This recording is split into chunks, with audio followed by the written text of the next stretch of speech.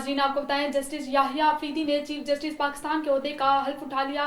Justice Yahya Afridi Pakistan के 30वें chief justice बन गए हैं। ऐवान सदर में होने वाली हल्फ बर्दारी की तकरीब का एहतमाम किया गया है। मजीद के तफसीलात हैं, जानते हैं हमारे नुमाइंदे राजा रुखसार अहमद से।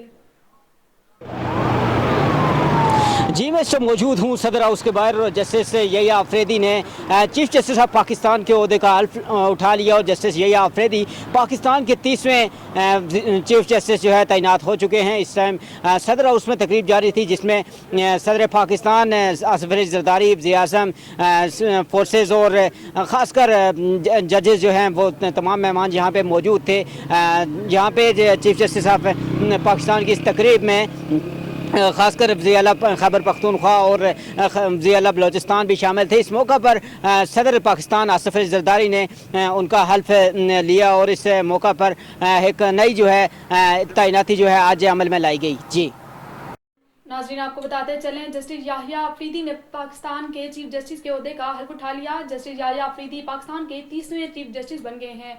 बहुत शुक्रिया राजा रुखसार तफसीलात से आगाह करने के लिए।